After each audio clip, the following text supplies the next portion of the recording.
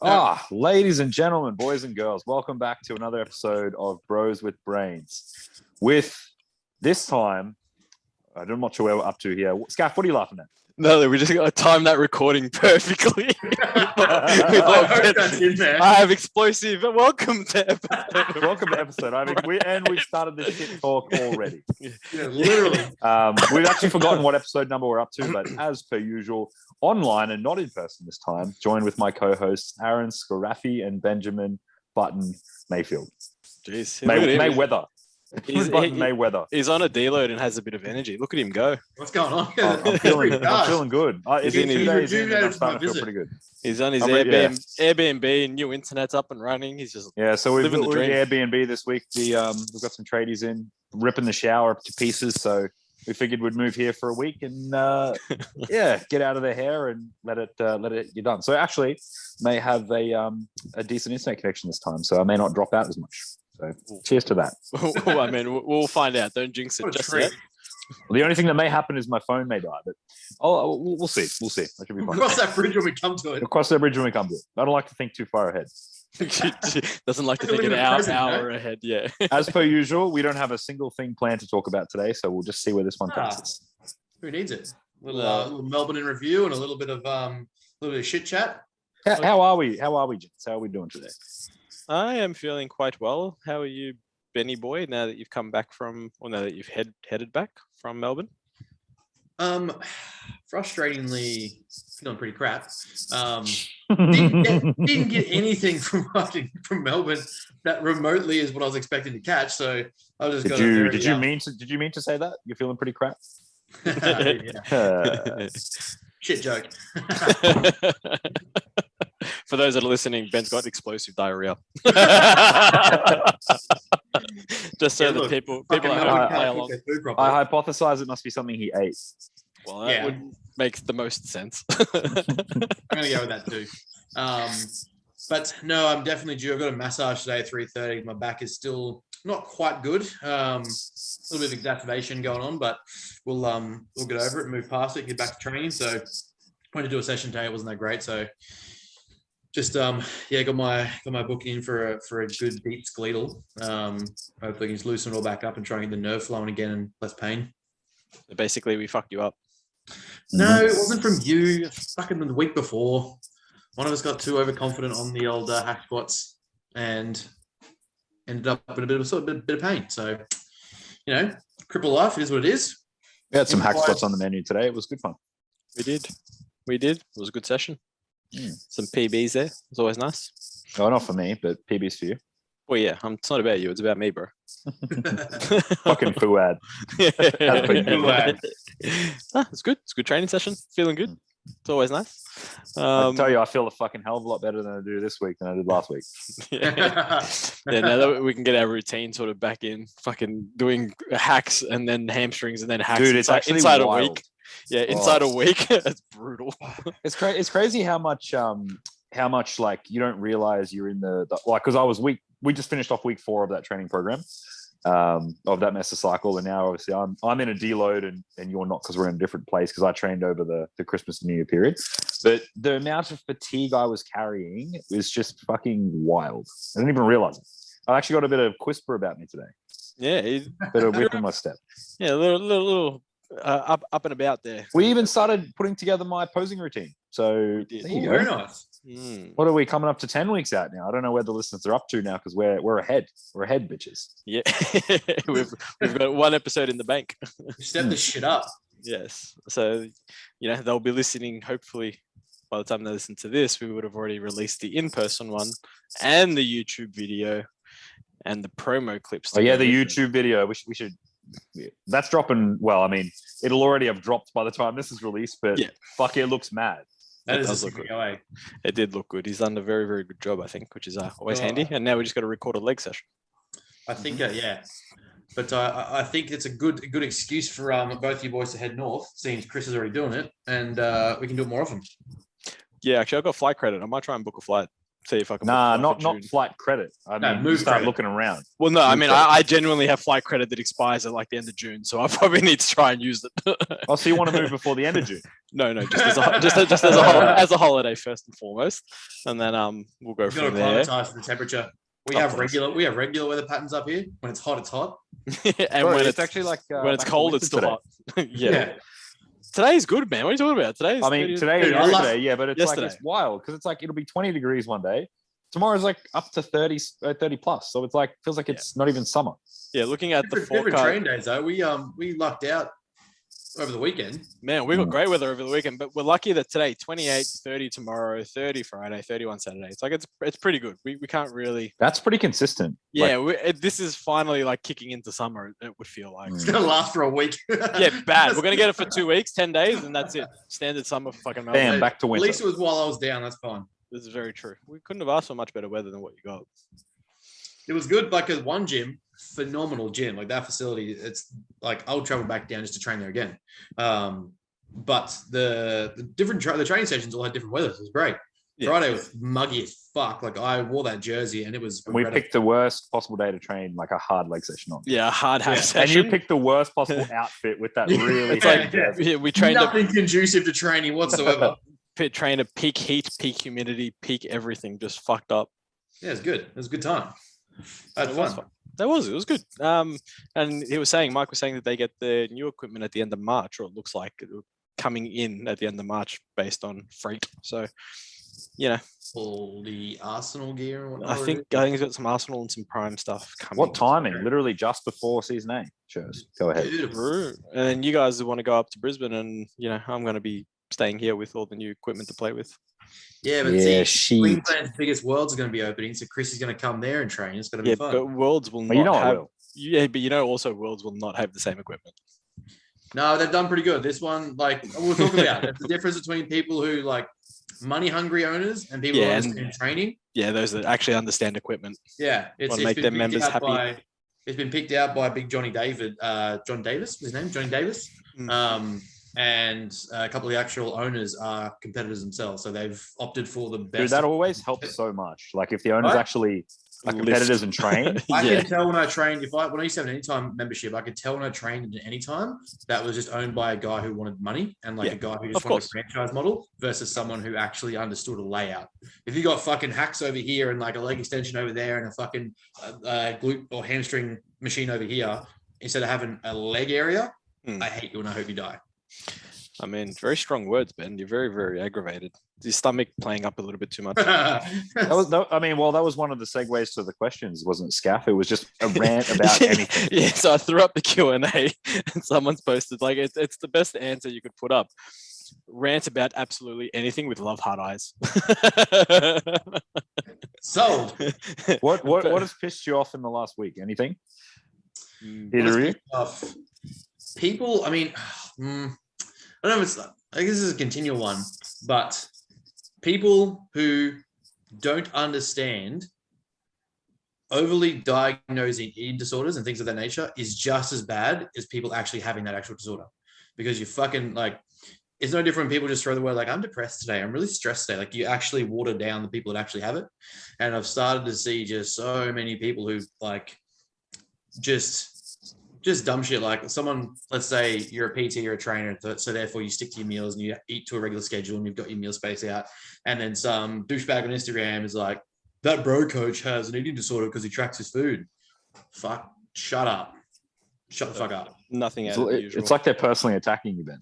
I mean, yeah, I took it personally and went full Michael Jordan. Yeah, I was going to say. And I took it personally. And I took it personally. So fuck those guys. I'm going to find out where they live. No, I'm going to make them an offer Those they can't tires. refuse. they're slashed. They're not. It's not to me. But Yeah, it's I like mean- it's like become the new. It's become the new trend. Like a year or two ago, it was like the gut microbiome, and now it's like trying Oh, to yeah. diagnose. it's trying Man, to it diagnose goes in eating circles, disorders. doesn't it? It really is Yeah. like it's like the fitness industry will jump on one little thing and then it's the Yep. next thing. Gut micro, but what do you think's next? What's the next big Okay, thing? It'll probably be back to gluten or something. They'll come back. It'll be Yeah, It'll come back it's to like a gluten. It's like couple fashion. gluten, keto, back to biome, back to eating disorders. I feel like the Paleolithic diet's going to come back in there at some stage too. Yeah, what's Hell all yeah. the where's he? I feel like that hasn't been around. That Fuck, hasn't. he's a cooker. That hasn't been around. Pete Evans. Fuck, dude, he's such a cooked unit. Yeah. Oh, he's probably in Byron Bay, fucking barefoot, meditating right now. Selling light machines. Getting his fucking soul completion done. Blue light is the devil. Blue light is the devil, but red light is gold. Just that's what we need because red light therapy. Yeah, I mean, I don't see much going on these days. I feel like I've really detached from just wanting to get angry from stupid shit. I feel like I did it for you and your logical non-emotional. feel like I did it for so long. You know, I just cannot be bothered anymore. It's just like my motto was always the same. It's just if it's wrong but it's not harmful, it's like sure, you do you, baby. But if it's wrong and you're going to hurt people, like when I did that massive rant, I'm just like, I'll say something or I'll jump on it and talk about it. But until then, I'm just like, oh, whatever.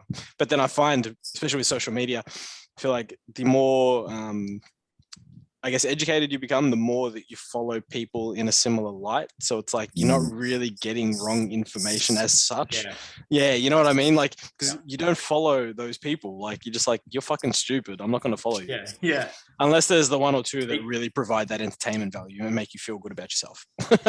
Dude, the problem is, it's like people have to be exposed to information in a way that they're actually ready to hear it as well. So even that post that you did on the chick with the whatever the angle of the feet on the leg extension, there's a lot of people that like just they're not ready to hear that sort of no, of course not. Like, yeah, they're just not prepared to hear just what they've been doing is not doing anything. Man, that's why I don't even benefit. bother.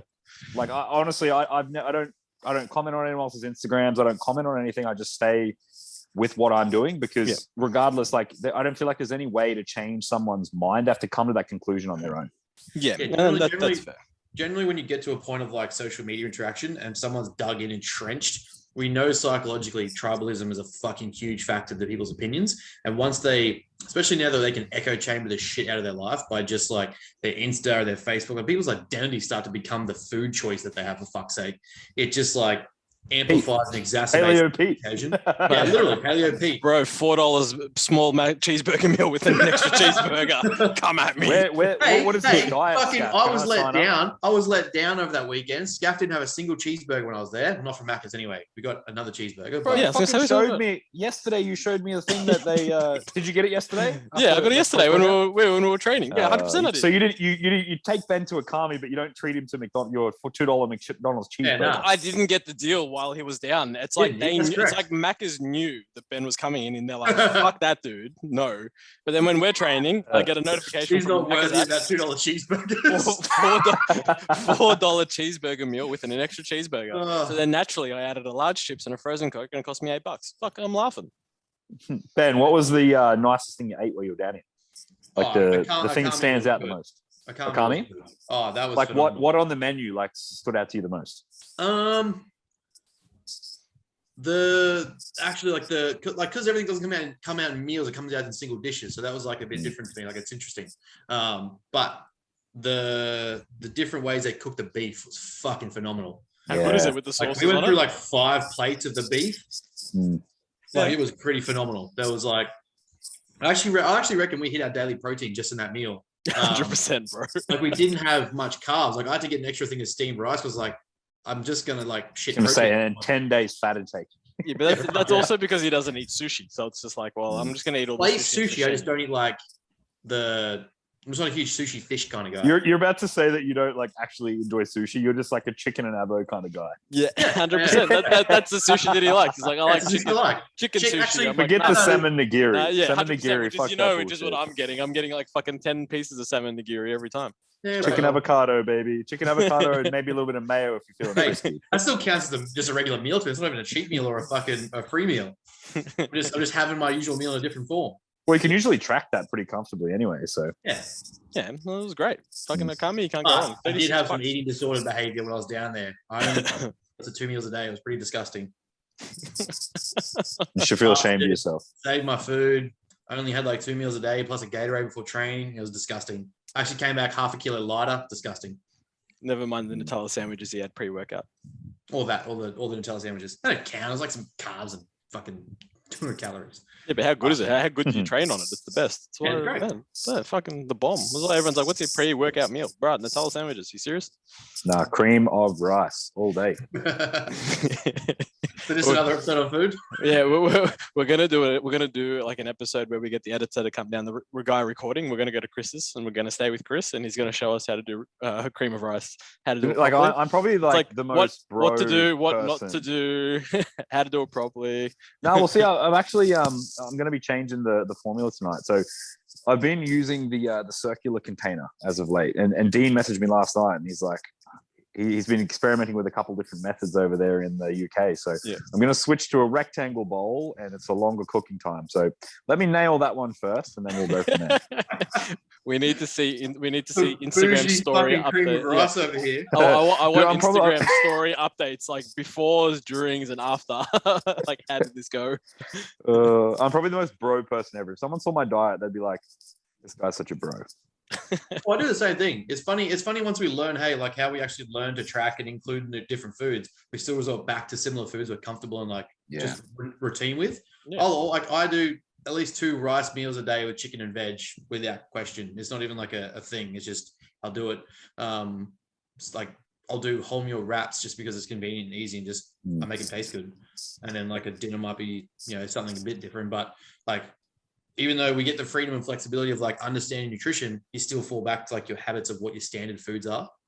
Yeah, I'm also use those like flexibility and habits when like I find it a bit easier to do that when I'm eating out as opposed to like my actual day to day. Cause like just the cognitive fatigue that's associated with like, what am I going to eat tonight? Normal people, like it makes me fucking weak when they're like, I hate it. Oh, it's like, how do you eat the same thing every day? It's like, bro, how do you think of something new to eat every day? Yeah. When I used to grow up and I hear dad get home from work, like, what's for dinner? I'm like, for me now, I'm like, I know exactly what's for dinner. Yeah, exactly. Small cheeseburger and extra cheeseburger. Fucking sorted. $4. How much Mac is paying you at this point? Bad. Can they sponsor me? Can we just like, guys, if anyone knows anyone that works at Macca's in like head office, hit me up. We'll make it part of our off-season programming. On-season programming, bro. What are we talking about?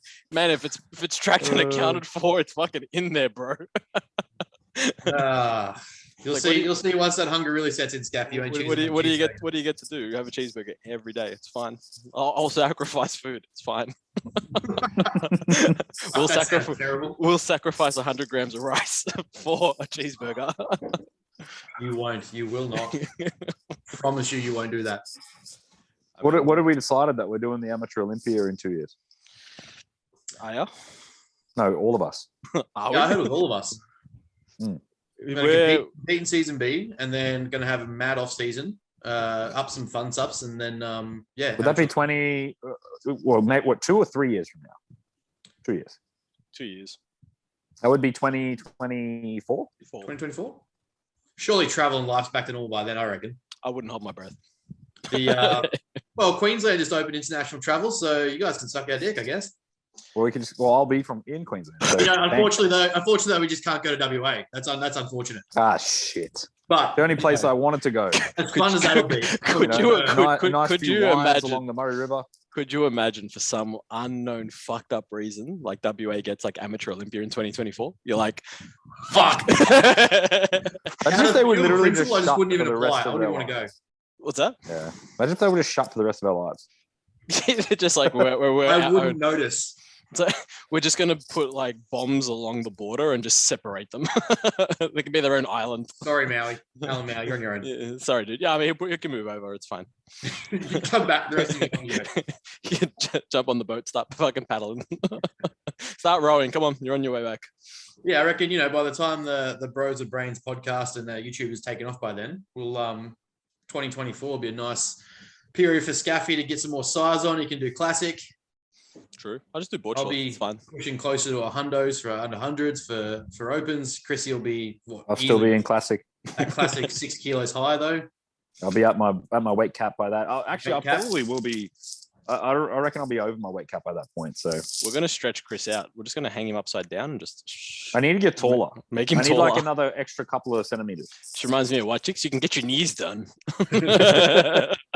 No, you know what? Maybe do you remember? You know what a dude did like once, not long ago. He was wearing like a wig, and it was like this massive wig that was like wound up, and they literally did his height off the top of the wig, so he had all this extra weight.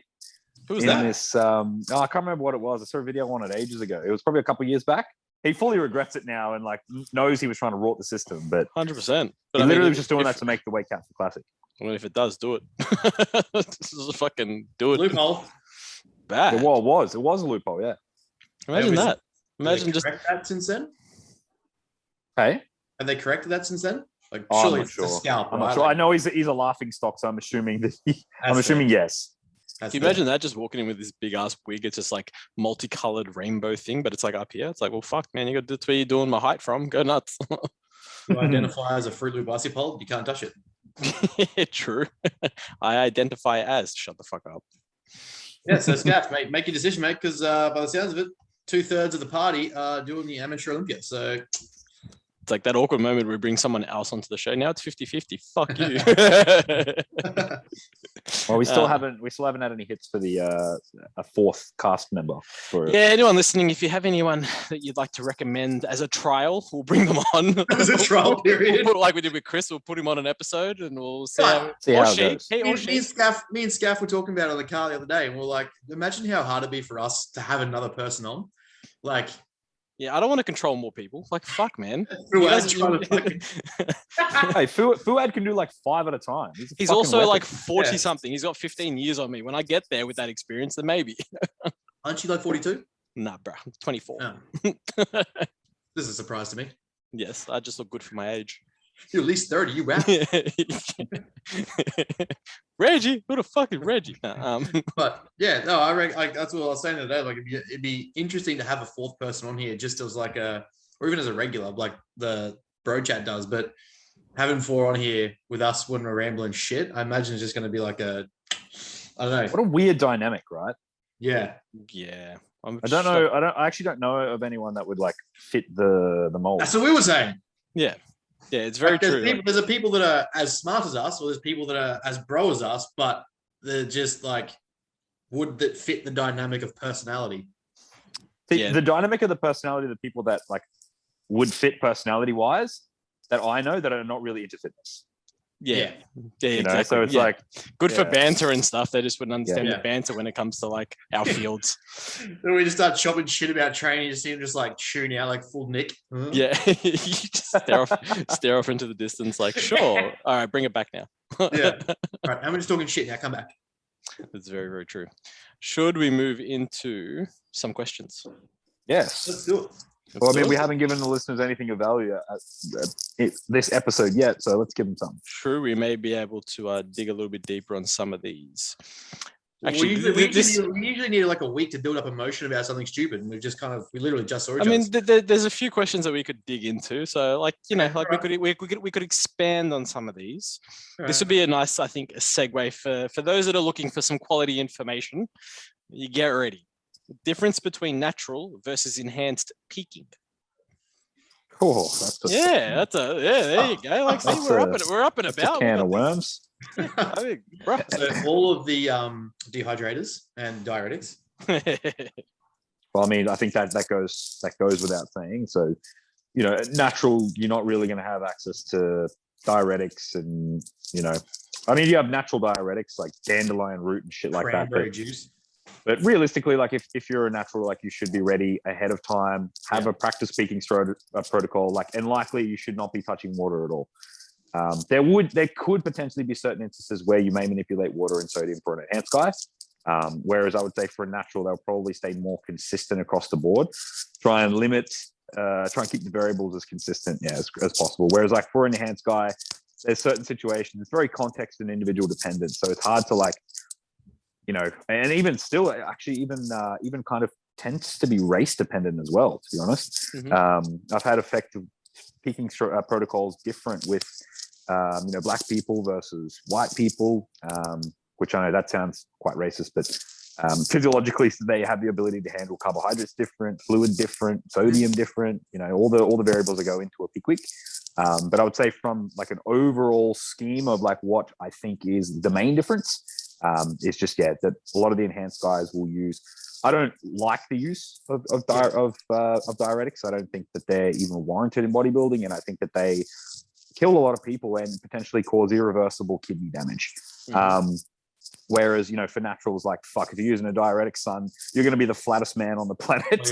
Yeah. I can guarantee that. So as a natty, water and sodium stay a lot more consistent. I would say water and sodium will stay quite consistent for an enhanced guy as well, but you do have the potential to manipulate it based on what is in front of you at the time. Yeah. And one of the other aspects too to consider is, despite what you see in a lot of the top pros day in the life eating, that sort of thing, especially like coming into peak weeks or like show weeks, you see a lot of dudes start dabbling into like burgers and like, I've got to load up and triglyceride load, whatever the fuck they want to do. You want to minimize as much stress and change in variables as possible to keep everything as regulated and consistent, so the body doesn't have to try and adjust to something new, because it's going to have a lot of impacts on whether you're not used to digesting it, processing it, utilizing it as like a training or performance metric. Throwing in like random foods in peak week, if you haven't been eating them across your diet, is something you don't want to do, in case you end up with like issues digesting it, or it's the body isn't going to process it properly, or you end up bloating. Trying to pose when you've got a hold of shit is pretty hard. And so if you're getting on stage with like a stomach of backed up food because you've like selected something wrong during the week, or your coach is throwing in burgers or cake or muffins or some shit when you've never had that all prep, it's not ideal. So as much as there are changes to peak, there's differences between the peak weeks, you also don't want to throw in random shit in the peak week, whether natty or enhanced, to kind of like disrupt everything you've acclimatized to and adjusted to across the whole period. Yeah, I feel like it'd be the peak week wouldn't be the overly complex thing, as in the similarities would be pretty much That's the there. problem. Most people wait to peak week and they think it's going to turn them from fucking shit to magic. It's like, and especially if you're doing the dieting down right for the entire period in that prep, you'd normally diet down to like 3 to 4 weeks out, and then you'd probably have an idea of where you're at, and you'd play with peak week protocols to see what works at that particular time, and then hopefully you can emulate it, or pretty close to in peak week. So it's not so much the peak week itself that changes when it comes to enhanced versus natural, it's the actual prep itself.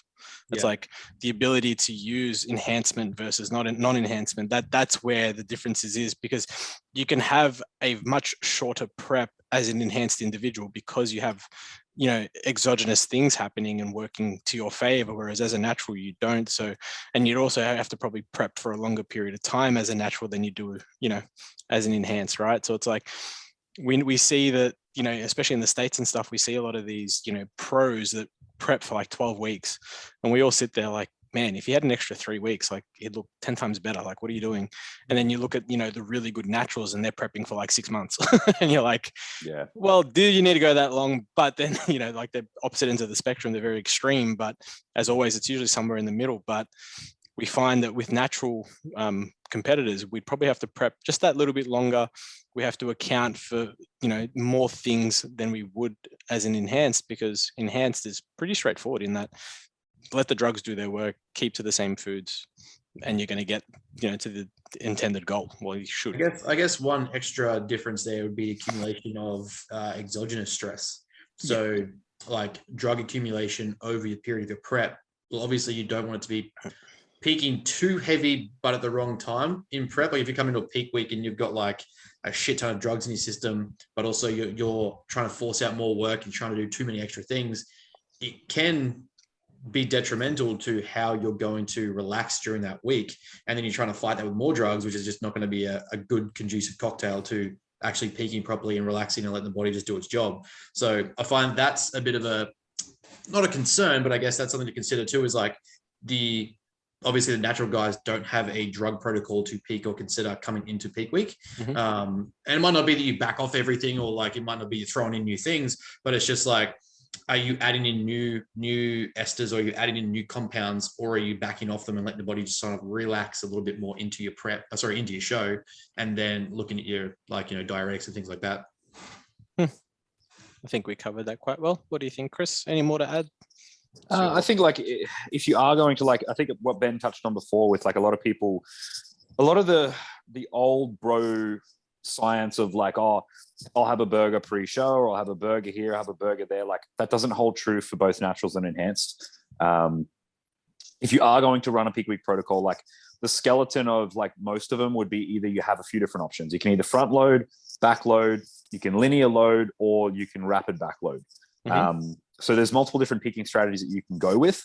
But the main thing is to understand is that if you're not in condition before peak week, none of these peaking strategies are going to do fucking anything. But for the most part, like any sort of peaking strategy you do will likely have some sort of depletion at the beginning, where you're obviously going with a higher amount of fat. You bring carbohydrates down in an attempt to really drive up like that diuresis, really dry out and really get yourself kind of ready to super compensate carbohydrate on the opposite end of that. So usually like the main framework of any peak will be some sort of a depletion in carbohydrate to then be able to take up superior physiological doses of, well, not super physiological doses, but relative to where you're at of carbohydrates again, and allow you to give you a nice fuller look going into the show. So it's just going to depend on like, just make sure whatever strategy you are going to go with, that you have practiced it before. And if you haven't practiced it before, because let's just say, because not every prep's going to be perfect. And sometimes you'll get to stage or get close to stage and maybe you're not ready for a peak.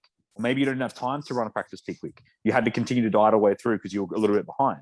In this instance, the best way to go about it is to either just have a little bit of carbohydrate the day before the show. So what I like to do is use like refeeds as a means or a marker of like assessing carbohydrate tolerance. So, if someone's got a refeed, I'll assess the look the day of, the day after, 2 days after, relatively when do they look the best?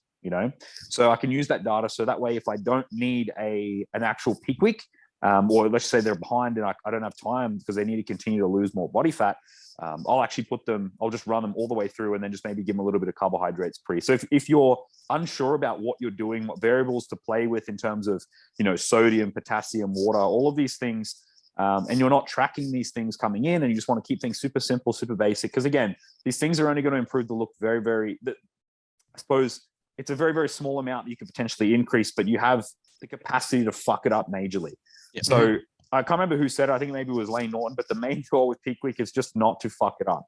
So if when in doubt, keep things as close to what you have been doing as possible. Maybe a little bit of carbohydrate, use your refeed days as a means. So if you look good, let's just say 2 days after a refeed, because you've had a bit of time to assimilate that carbohydrate. Fantastic. Just run that peak week with a little bit of carbohydrate, a little bit of sodium, in terms of like salting your food, and then just kind of run into the show and diet all the way through. So, because not everyone's going to be in a spot where, you got a little bit behind in prep. Not everyone's going to be in a spot where they're ahead enough that they can actually, run a practice peak week. So that's a good tip for anyone there.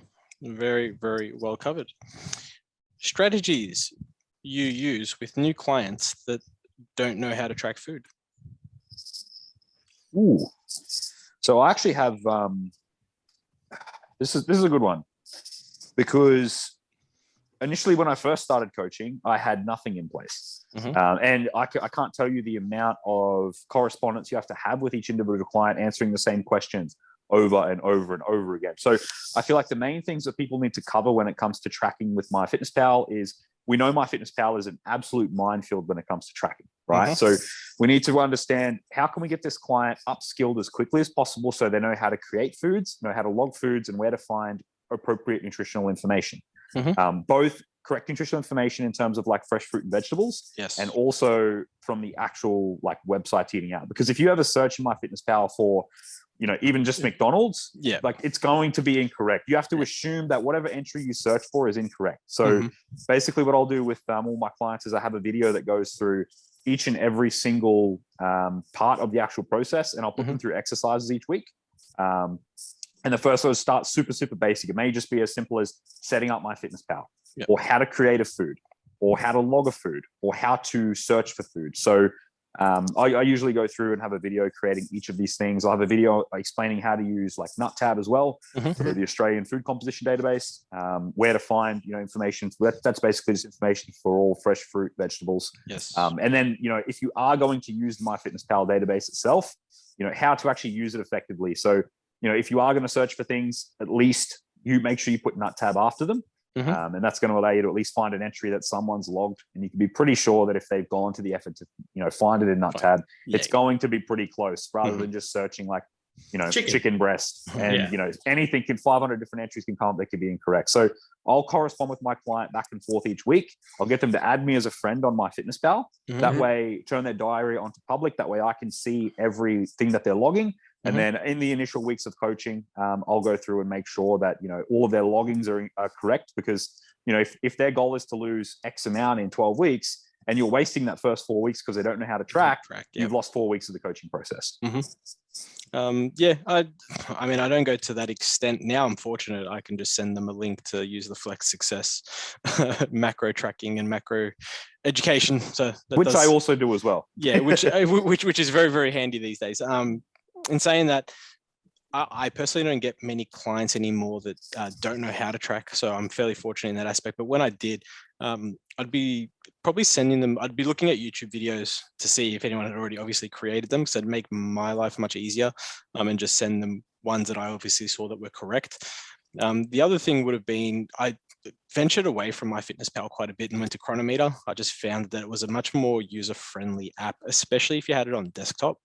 It was really, really cool just to be able to see. And I just get them to start tracking macros slowly. So I'd probably just start with protein, for example, and then, move into maybe fats and protein, and then introduce carbs and that sort of stuff. And then looking at the micronutrient profile.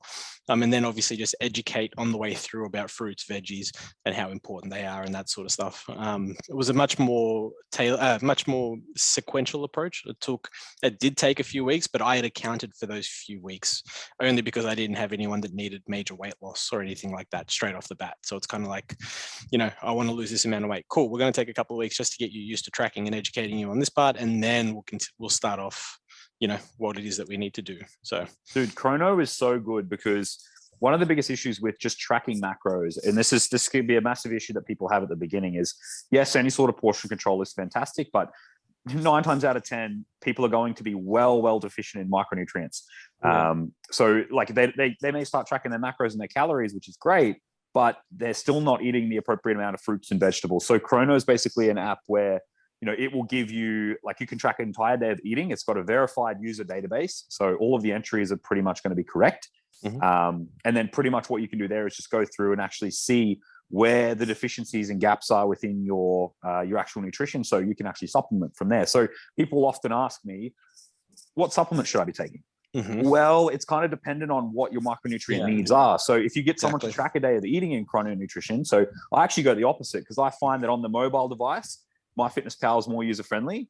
But I usually get people to track a day of eating every now and again in Chronometer, because it allows them to see where the deficiencies are. More often than not, deficiencies in probably omega-3, omega-6s, magnesium, sometimes zinc, and then you can kind of supplement with those and build a supplementation plan based off where the deficiencies are in their diet. Exactly. It's exactly one of the uses I use Chronometer for, to be honest. It makes it much easier to suggest over-the-counter supplements where they're potentially deficient, or where they're just simply not getting enough in from their diet. Could be, vegetarians, vegans, and that sort of stuff. Obviously, you're going to have a few different deficiencies that, you're just simply not going to get from diet. So you don't have a choice but to supplement. So having Chronometer, where it shows you the micronutrient and basically the micronutrient makeup, it makes it a lot easier to then suggest, hey, you need this because you don't get this. See, I do a few similar things, but slightly different. I'll vet the person first and see where they believe their proficiencies are in tracking. Obviously, you don't need to spend 10 weeks with someone that's actually like a pretty, obviously, like Scott said, like, experted tracker in using those different apps, but also pair it with a sort of meal strategy, or like a starting diet, I guess, depending on where they are. And then I'll use that to get them to start logging food, or in the initial week, as I'm putting together the program, the plan, and what we're doing, I'll get them to start practicing and send me, what do you eat like in a week? Like, what is your actual food? Like, don't try and appease me or think you've got to try and impress me. I just need to know where you start and what you're like eating. Let's say you're 120 kilos. Chances are you're not really only eating 3 meals of chicken and broccoli every day if, you've 120 kilos and you're 5'10". So I'll pair it with a meal plan strategy just to see it as like a starting point to get them to practice uploading or tracking food, and then get them to start learning. I'll usually probably the first 4 weeks, we'll start to dive into things of like the importance of incorporating fruit and veg, why I've selected certain foods, how they can use tracking to generally be a little bit more flexible if we're not on a very rigid timescale. Try and get them to learn eating out every now and then, track like a takeout food or something like that. I'll give them a free day when we've worked up to it, where it's like, right, I want you to tell me how you'll fit this meal in, or like what it might look like, depending obviously on the scale of the goal. But I try as much as I can to incorporate them in the process, whilst having easy links and things to follow. Just sort of, this is what it means. This is why we're using nut tab. This is why we're using certain scales. I prefer raw weights with using meats. And I'll just go through those processes. And then eventually they move on to, I guess, being autonomous enough to track pretty, I guess, successfully. And unless we start moving to a pretty deficient or deficit margin, I'll probably say, all right, we're going to stick, pretty structured to sticking to a meal plan idea. But for some of the guys that might be in maintenance or just have a less intense time frame, so like this week you're going to practice, you got the kids or something Sunday morning, let's practice you having a free meal that you might be able to track and incorporate. It might be a protein shake, you might going to make some pancakes yourself, you might going to weigh this, you might going to do that, and just look back at that in the following week, going to do check-ins, see how they went. Yep. I guess that's a question off that would be, do you weigh things raw or cooked? I always do raw. Yeah, I'm the same. I prefer raw. Makes so I definitely prefer raw, but like, in certain circumstances, if you've got a mother of 3 that's cooking for the family, like understanding that whatever method of weighing of whatever it is that they're keeping, so if it's rice, whether they weigh cooked or keep it consistent. Of course, but my preference will always be raw because, obviously foods, the moisture amount that you cook out of is going to change every time. Little things like that. Unless like something like rice, for example, like most people have a rice cooker. It's cooked for the same amount of time, similar amount of water. So probably not going to be that big of a deal in the long scheme of things for old Betty that only wants to lose 10 kilos. But, if I've got Ben who wants to get inside out fucking peeled, we want to be accounting for those tiny little percentages, that make up the week. Because that could be 100 calories over the course of 7 days, Exactly right. Which could be the difference between him losing a gram of fat that week, So that's super important there. But I actually do what Ben does as well. So every time I, start with a new client, I always outline a meal concept. So that gives them at least, because again, they need a structure that they can actually look at and see and say, okay, this is how Dave eating should look. And then I'll give them macronutrient targets. So I'll always say to them, I want you to track everything that's on your meal plan into MyFitnessPal. And then that way, whatever adjustments and changes I make from there, I make very small ones to begin with. I may say if their goal is to lose body fat, I may say, okay, well, I want you to take away 10 grams of carbs. So, and then I give them the reins back and I say, okay, what do you think you could do to take that away? So that starts the education process from there for them being like, okay, carbohydrates. Okay, I've got a banana here. I could, decrease my portion size of that, or I've got rice here. I could take a little bit of rice out of that to take the carbohydrates down. And at least that starts the education process and really starts to, push them forward. And eventually, outside of that 4 or 5 week period, we get rid of the meal plan. And then we move to more of just a macro tracking model, making sure obviously they understand the requirements of fruit, vegetables, and I'll also include that in my weekly check-in feedback forms as a marker they need to tick off. Have you consumed 7 different types of, or 5 to 7 different types of vegetables, blah blah blah, and that'll kind of be how I start the initial process with the client from like 4, week 8, week 12, and eventually getting to full levels of autonomy once they get to their goal, to starting to transition away from macro tracking. Yep. And that's the like we were sort of saying before too, is you'll probably find most people, even when they have the freedom of learning knowledge about tracking and utilizing tracking as a metric or a tool, generally resort back to comfortable like recall and habits. So they're going to stick to within the parameters of food they enjoy and make them substitute in. Like I find for myself, I hate the idea of like, I've got 500 carbs and this much fat and this much protein.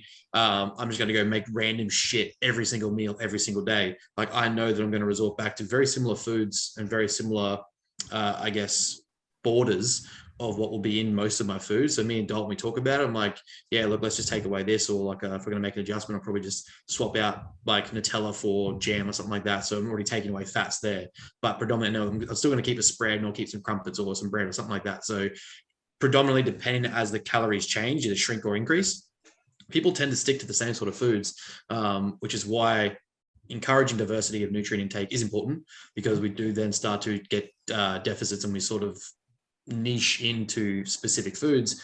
But even with that freedom and even with that ability to know nutrition, people tend to stick to the same sort of like spectrums anyway. That's a good point, Ben, because with like, I think this is where flexible dieting gets taken too far.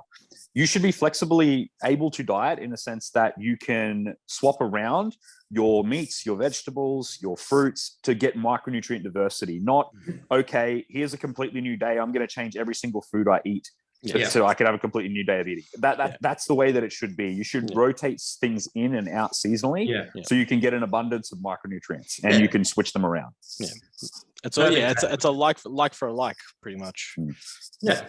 I think that's like I was saying before, dude, the cognitive fatigue that comes with like trying to decide what I'm going to change my food every day. Yeah, decision. I'm impressed when people can have different foods every day. I'm like, man, teach me. Yeah, like how?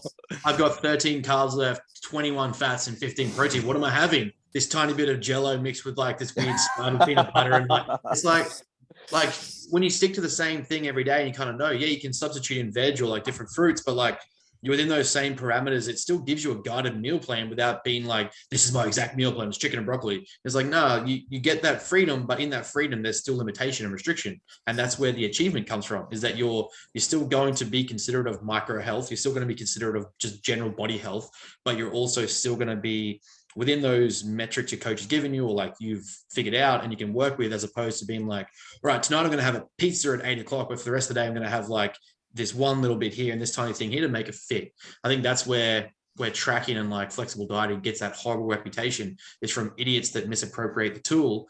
And then it's all of a sudden like, well, this person just did it to fit in donuts. It's like, well, that's not it. Like, that's or it makes it look like every meal is fucking ice cream and fucking Pop-Tarts, you know? Like, exactly right. That's not it. So, well, being able to substitute out for all the chocolate and donuts and Maccas, because like I said, it's a full circle. You'll eventually do that and realize you can control your body composition doing that, but your micronutrient needs are fucking terrible, so you'll feel like trash. I was going to say, you'll feel crap. Like your performance in the gym will be shit. You'll just end up looking like shit at some point, and you'll be like, that's a problem that people have, right? They think, oh, I'm eating healthy food, so therefore I'm probably going to lose weight.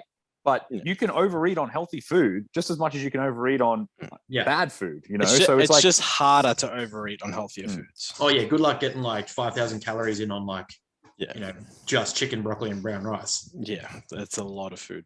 Your butthole will bleed. You need some bagels and cereal in your life. Pretty much. You need some $4 fucking small cheeseburger meals. What do we got? What method do you use when setting a client's maintenance calories and macros? So I think that the most simple way to go about this is I estimate a calorie per kilo amount within a range, somewhere, as long as it's a ballpark figure.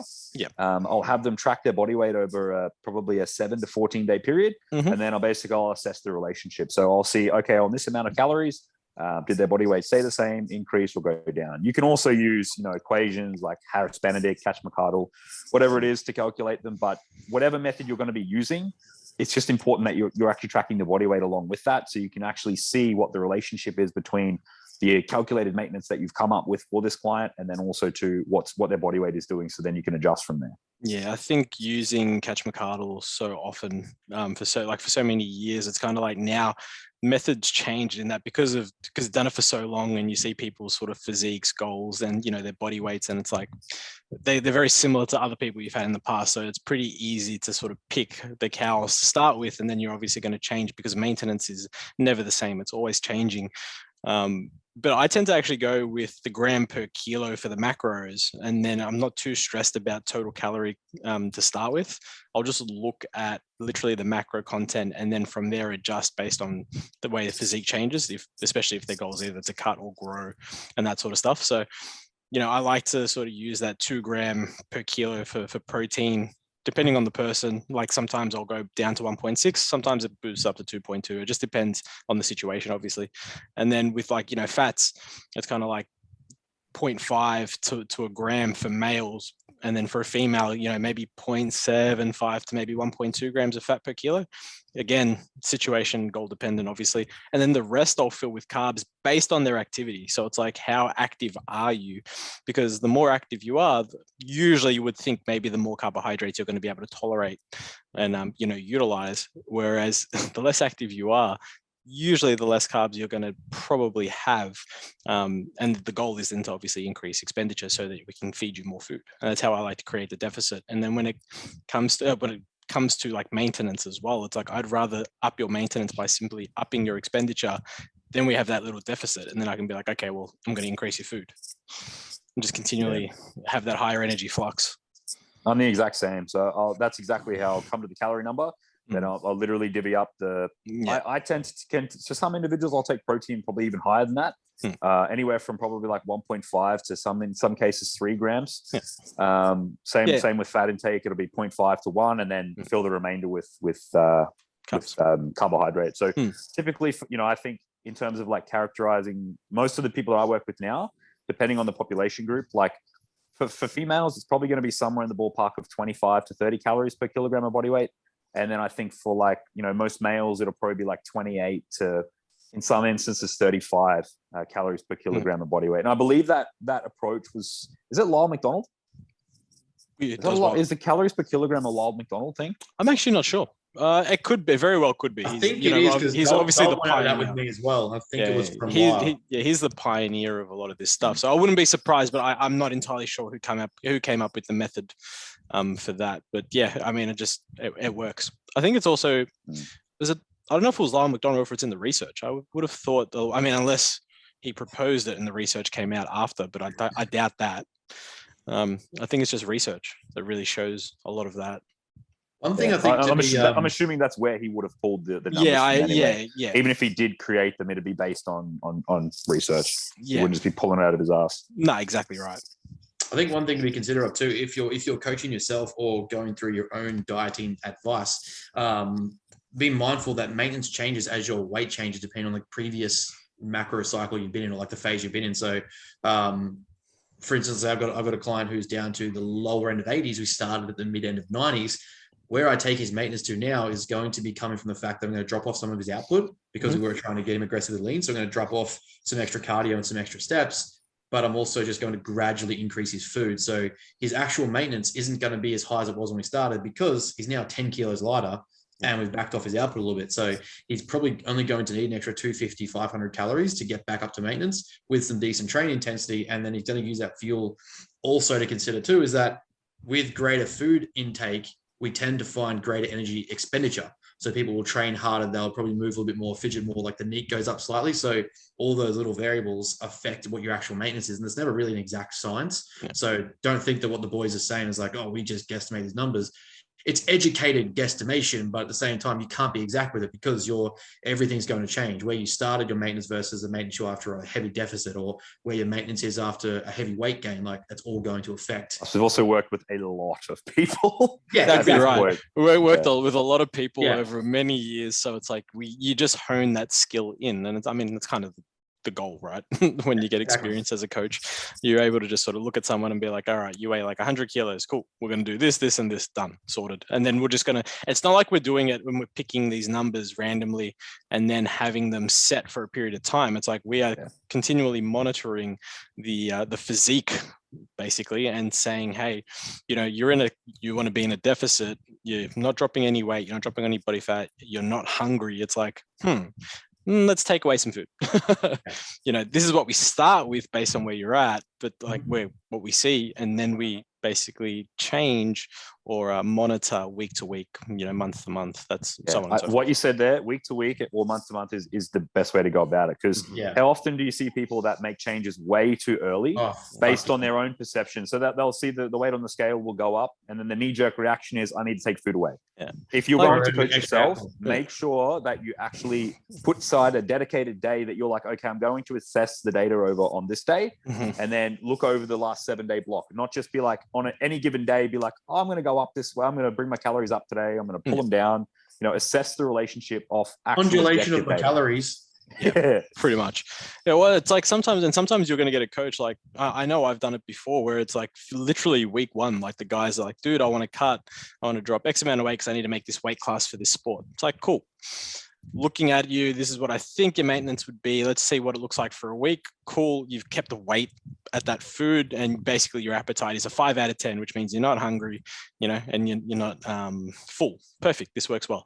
I'm just going to pull your food down to here. And it's like the Dean did with you, Chris. It's like basically pulled out 1,000 calories. It's kind of like, okay, here we go. Literally ride that bump 10 kilos all the way down for 10 weeks. Just like a kilo down. You know what? You didn't need to make any adjustments. No, there was not one thing. And it's funny because you get to the check-in and it's just like you want to give more, but it's like, I just got it. I'm lucky. I got it. Not lucky. Like it's an educated lucky. I got it right from, the first week, and we're just going to got it right that from the down. hundreds of people I've worked with. Yeah. Like this is all the hours of work I've done over the last however many years. It's like, well, sometimes that's what happens. It's like you pick. I also won't make changes, especially if I have a clients with like a sporadic lifestyle. Like I've got a couple now that have been like mining workers. I've got shift workers. I've had nurses that work night shift, and I am reluctant or almost refuse to make changes unless it's a minimum of 2 weeks and we're seeing consistent issue. Whereas like, if you've got a sporadic lifestyle, it might be 2 night shifts, 2 day shifts, a night shift here, a day shift there, then time off. And you're worried about like, let's say a slight weight increase, but chances are like your cortisol is super high, your stress response is super high. You've had 5 hours. That circadian rhythm would like throw things off big time. Yeah. So making that weekly adjustment, making that first, like you said, that knee jerk response straight away, just doesn't make any logical sense because you haven't got consistent data yet to say it's actually backed up. Whereas like if we look at over 2 weeks and the same sort of things happening and you've got the exact same roster, and it's like, okay, now we've got 2 weeks there. You're pretty adherent with your food. You're pretty adherent with your training. You get at least 6 to 7 hours of sleep. All right, maybe it's time to pull down some food. We've found like a sort of like a plateau there. Unless we have time to shit ton more output, or we can increase your intensity or output somewhere, let's maybe look and drip back in off food. But if I find with those sort of gen pop clients that are a bit more scattered in lifestyle, doing even a week ends up being not shallow, but there's a lot happening that week that just might not be a fair decision to say, all right, let's pull food straight away. Mm-hmm. Yeah, that happens. And that's sort of the beauty of having a coach that has that experience. It's like knowing what approach to, apply at what time. And it's like sometimes just, hey, give it a week or two and sometimes let it settle and see what happens. Don't have to make adjustments every week. You don't have to make adjustments every fortnight or even every month. Sometimes you can write out an adjustment for as long as it needs to be written out for. And it's the same with training, right? It's like when we talk about changing exercises in training, it's like, how often do you need to get a new program or change your exercise selection? It's like, well, you don't. If you can continue. Basically, our program has stayed the same my entire prep so far. Yeah, it's like if you with can the occasional exercise selection change. If you can continually progress, why wouldn't you continually progress? It's like because it's not exciting or fun. Fucking like. But what is fun to us is actually making progress. That's exactly right. It's like, and then that's the mindset. That's when you see Ben and you book in with Ben to change your mindset so that we can change your perception of what's fun. Because it's like we're chasing progression. Like it's a process here, not a singular event. Yeah, it's like fuck, like chasing that progression makes it more fun. It's kind of like I've now capped out. I'm lucky. I've capped out my hack squat at the current weight. My goal is 10 reps. I hit 10 reps. Guess what means? I get to add more fucking weight. Progression. So I'm excited. That's what you need to frame it with yourself is like, be excited for making progression on exercise, not, oh man, I can't wait until I can sub this out for some other shiny. It's almost like when we suggest, like, a lot of coaches suggest don't chase numbers. It's kind of like, no. In this game, chase numbers. we need you to chase the numbers because we don't want you to chase. This is important. Chase the numbers, but the technique should be standardized across the board. Yeah, of course. Don't chase numbers for the sake of just, trying to get an extra rep, but you doubled the rep speed, because that's not progression. You could have done that the previous week. Yes. It's a very, very poor stimulus fatigue trade-off. So when we say that, we mean the logbook is very important, but the reps need to be consistent. Everything has to be standard as always. Well, it was like, the story I shared of James today, we spent a lot of time, I wouldn't even say a lot of time, from the set and rep cadence that he had when we first started. Dude had great intensity and he went in there balls to the walls and like smashed out every exercise I told him to do. But it was that video feedback and that communication we got where I was like, right, those are great reps for intensity, but the speed and the output changes based on the weight you're using. So if we're going to progress before form fails, I'd rather not progress weight, but rather let's start controlling those tempos and the standardization of the rep. You're controlling the way down and how hard you're exploding out, and then look at increasing a slight amount of load. And now he's gone from where he was in our first week to now literally double that, but at almost double the knowledge of how his rep's supposed to look like. So he's getting better result out of those each and every rep, and he's getting progressive strength. Even Yeah. me and Scaff have done that before. So like Yeah. on the hammer string flat pull down, like Mhm. we will do what we call like a form reset. So if Mhm. we feel like we've progressed a movement and we've run it up really high, and for whatever reason that last week we just felt like the form was a bit off, Mhm. and because it does happen. Like you run a good progression on a movement, you get excited some weeks and maybe add a little bit too much load. There's nothing wrong with going, okay, that didn't feel right. I might just take 5 kilos or 10 kilos off, do a form reset, and then build back up again. We took a full plate off. Yeah. We were doing lat pull down, plate loaded lat pull downs for like 3 plates aside, and then we pulled it right down to 2 and gradually built back up from 2 plates with Just better like- technique. You with much better technique and lat growth. Like it's kind of the goal, right? Moving into shame of life. What time's your consult, Chris?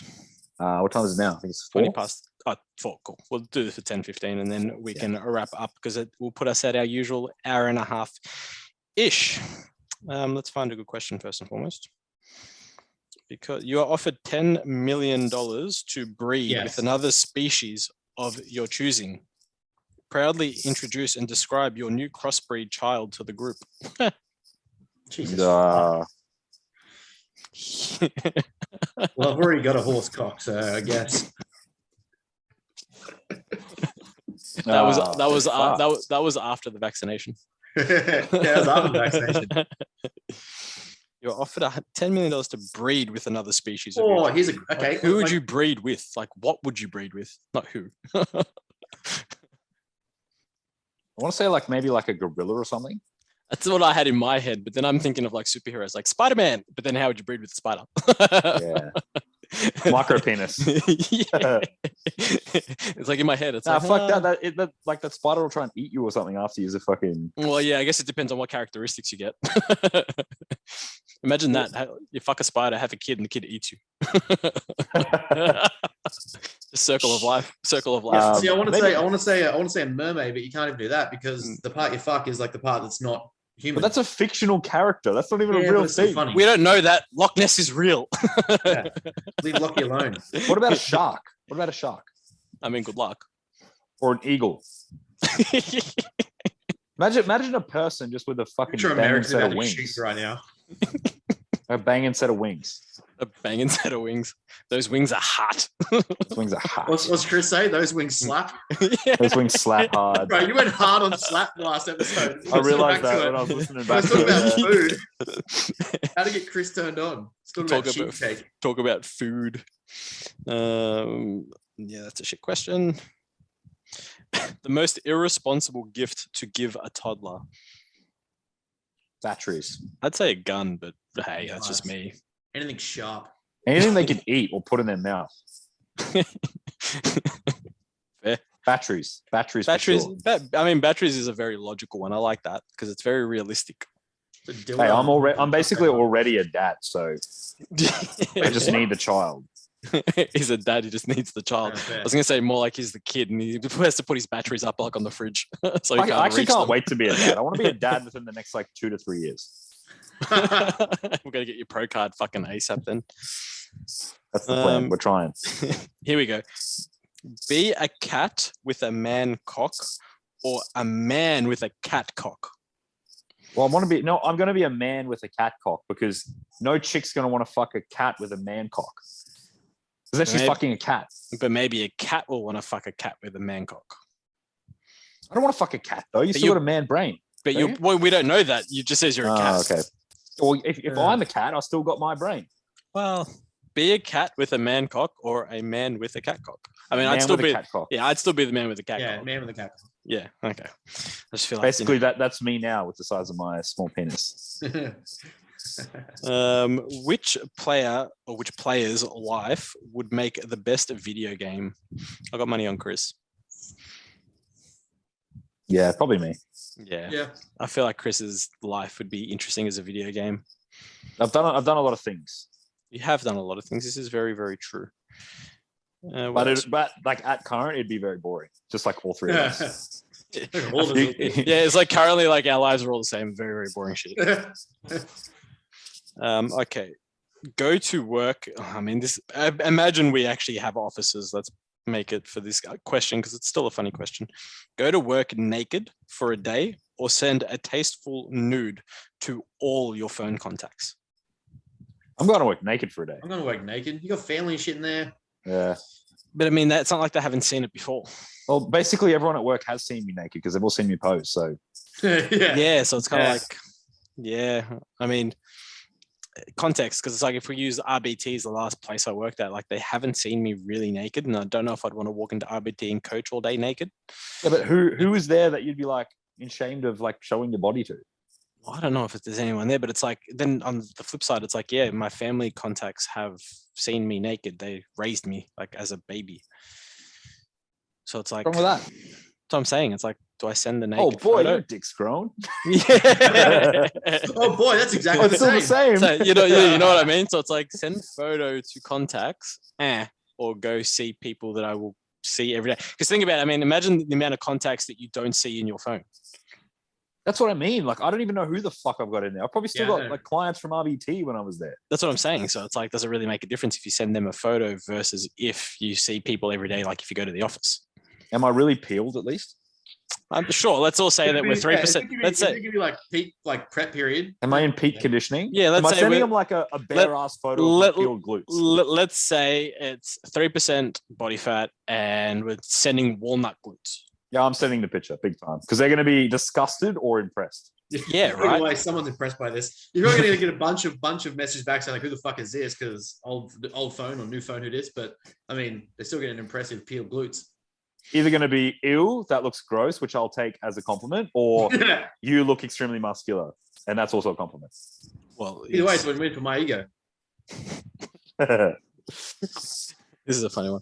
Who's the most fuckable villain of all time? Thanos. I mean, with that ball chin. With that ball chin. That scrotum chin. No, I'm just trying to think like who. Ball chinian. Jay, the ball chinian. Oh. Like when we say villain, do we mean just like a general like superhero villain, or do we mean just like a villainous character? It just says fuckable villain of all time.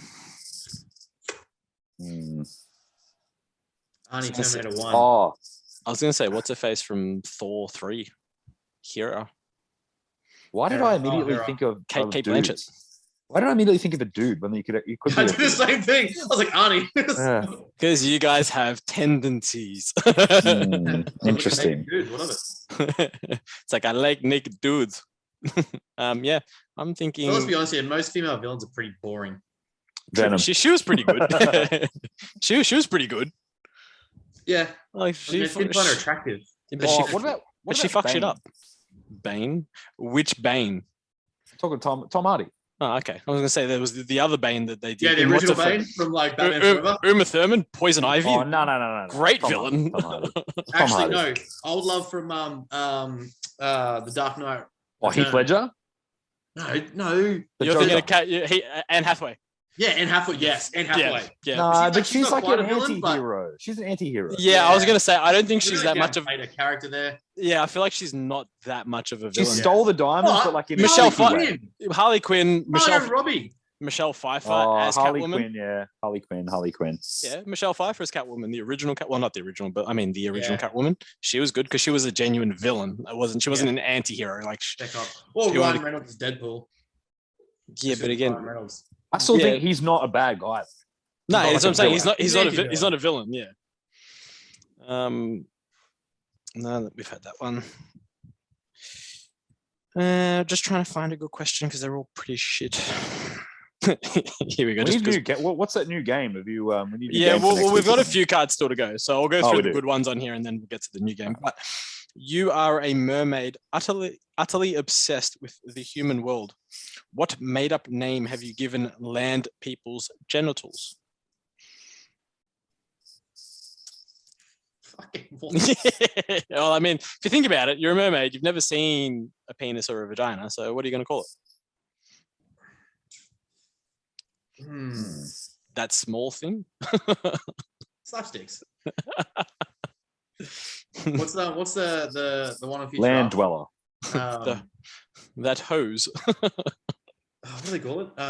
Fuck me. It's on Futurama. The Omicron Persei 8, and they're like obsessed with the male genitals, and they use it as like an aphrodisiac. Fuck, I haven't seen Oh Futurama yeah, in yeah, yeah. years. Human horn. Yeah. I Human horn. love Futurama's great. So actually, I was literally, because we're in this Airbnb, so I've actually got access to TV again.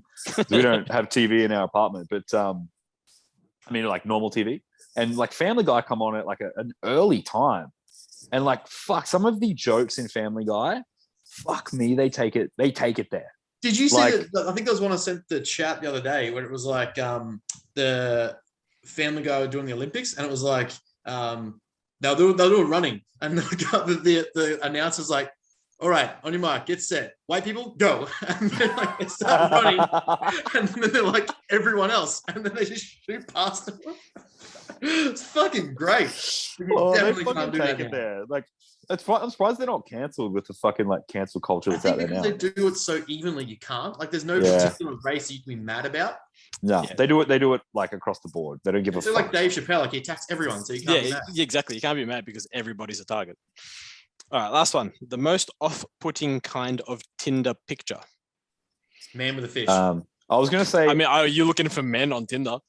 Yeah, it's 2022. Oh. Don't judge. Fair I was enough. gonna say from a female perspective, a dude standing next to any car, Fair. I know. I do know. I mean, I've seen the or memes for the just man a holding picture fish. of his car without him. Yeah. Yeah, what about the other way around? Guys looking at profiles of females. For me, it's the Yeah. group photo. It'd be the group photo. Oh yeah, it's a group photo. If I have to Yeah. guess which one you yeah, are, yeah. It's the group Ah. photo, and it's I'm gonna like assume that you're the ugly one. 100%. It's the group photo. Yeah, I'm gonna go group. I think group Or, photo. or as well. like if your only photo would be you like rat shit drunk, like cool girl. It reminds me of a story. So, you know how I took you to see my mate James? Yeah. Yep. So basically, years ago, when we were like late teens, we were living together, and he 1855. pretty much he took. This is when MySpace was the thing to use. That's how old this is. It was funny, and he was again meeting up with the girl from MySpace, right? And all her photos on her MySpace were like up here, so they were taken above their head on an I know where this angle, is going. and you can't see like a lower body. And I said, and it was funny because my cousin was around and he had hooked up with her, and he's like, "Bro, trust me, she is of a bigger size." I won't say. So basically, that was the OG version of a catfish. Catfish, yeah. Literally, right? That was it. And then he's like, "Nah," and because he wasn't getting much attention back in the day from females, so he was loving the attention he was getting. So he caught up with her, and because we lived together, he actually messaged me. I was on the couch watching the soccer at like 11 p.m. He sends me a message, "Dude, what are you doing? Like, what are you up to?" I'm like, "Man, I'm on the couch watching the soccer," because I had Foxtel. I'm like, "I'm watching the soccer." He goes, "Can you go to bed?" Oh no. I don't want you to see this one. I'm like, "Bro, I'm like halfway through. Like, it's like halfway through the game." He's like, "I'm asking you as a favor. Can you like go to your room?" I'm like, "Whatever." This is not just for me. Sure. This is for you. Sure. You're gonna think differently. Your to me. sanity. The beauty of it is, like, no stress. Looked after him. I went to bed. Watching TV. I was Right. watching my laptop in my room. No, bro. I got him back. So the next morning, I woke up at 6 a.m. and I was sitting on the couch watching the replay of the soccer. The walk of shame. You didn't A say walk of shame, shame. man. And like, would have been. I got up at 6, and it would have been like 7 a.m. You hear her like get up. And she's gone to the bathroom or whatever, which was behind me as I'm watching TV. And he's just looking at me, and I'm just looking at him. I'm like, "Oh, bro, you're gonna cop it when you come home." He gave her $20 and put her in a taxi to go to the train station. Didn't even take it. Didn't even take it to the train That's like station. the whole OG scenario of I'll call you an Uber. Yeah. Here's $20, Here's catch a 20 cab, cab. off you go. Right? Yeah. I mean, at least he gave her $20 to get the cab. That's fucking Man. gold. That was funny. That's good That's value. actually gold. Yeah, good time. Classic. So Rule the one, group, rule one. the group photo or the photo from up high. Yeah, rule one. If it's I'm from- still if it's gonna from go the here group up, photo. Group photo. I'm still gonna go the group photo. Yeah. Mm. Yeah, group photo. Or just like, I just don't care how drunk you got. Like that, I'm not gonna swipe on that. Yep, no, that's fair. Yeah. Or like are you just the- gonna go swipe? Yes, and see what you got. Hey man, when I'm on people's Tinder, everyone's got a chance. Give me your phone. Pretty much, it's like 3 kids, 1 leg. Yes. Have you seen those like they're like the videos on like Nugget and stuff on Instagram, and there's dudes with like the rotating drills and shit that just like it just auto swipes and they just do it like like yes. Yeah, they're just running out of eventually they're running out of people to fucking select from, but it's just everyone's getting it. Yeah, that'd be great. Everyone's got a chance. I'm not picky. I take what I get. Exactly right. I mean, I don't have standards. Mum told me to share. There's plenty of me to go around. Well, let's leave it there. That was good. We've got a few more cards to get through on here. Not many, probably good ones. And then we'll get to the new game, which will be fun. Ooh, awesome. Before we get off, anything that we need to let the people know about? Anything happening? Usual? Just coaching spots still open. Still running my half price one-off consults. So we've got a few people using those at the moment. So jump on those before the end of January to get pretty decent saving. And we can run through whatever you need to run through there, whether it be goal setting, whether it be program advice, adherence, just a check-in. Yep. Chrissy, any updates on your course that you haven't finished?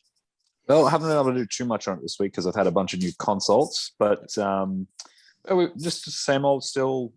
No, if you are thinking about competing or have the long term potentially thinking about competing, we can chat. Outside of that, at current, I'm not really taking on anyone else. That's kind of like where I'll be focusing my attention more so towards in the future. Got 3 people competing in season A coming up, so that'll be about 3 or 4 weeks before my show, so that'll be fun. So they're about 7 weeks out now. I'm about 10 weeks out, 13 weeks out from the big one. So I'm looking forward to that, and obviously, continuing to develop the course stuff, which will be, I think it'll be a good week for me next week. I'm really going to make some headway with a little bit of food and a little bit of. Next week. This week is very tough. We'll ask him on next week's episode and be like, "So, how's that going?" I'll probably be like, blur. I wrote the. Yeah. I opened the document and titled. I opened the document. Laptop was open. But making some good progress. Very good. And I think for myself, I've just got my mentoring that's up and about. So if you're a coach wanting to better your skills, hit me up. We'll jump you onto a program for mentoring, weekly check-ins with any questions that you have, as well as content that is actually made for you and your questions. So a little bit different. So I prefer a one-on-one mentorship. Some spots open for some more physique-based clients. So not so much Gen Pop, more those that have a goal to better their physique, whether it be competition or photo shoots, stuff like that. I'm enjoying, have had a few powerlifters come back, which is always interesting considering I don't advertise any powerlifting whatsoever. But I mean, I guess that's what I was known for back in the day. So if you want to do powerlifting, you can always jump back. I think I can still remember how to program for powerlifting. That's about it. You just do Also, we've got, don't forget to follow the YouTube, and yes, we've actually got some content coming out on the we do have more. Instagram. We do have more content coming out on YouTube, so please, as always, subscribe, like, comment, and the Instagram, if you could follow, that would be awesome. It is bros_with_brains. Jump on that because we will be posting on that a little bit more frequently. When I say a little bit, we haven't posted yet, so one post. We have content to post now. One post on there to start with. One post at a time, baby. That's all we do. Just take one foot in front of the other. And that's it from us. As always, thank you to the listeners for tuning in. Thanks, guys. See you guys.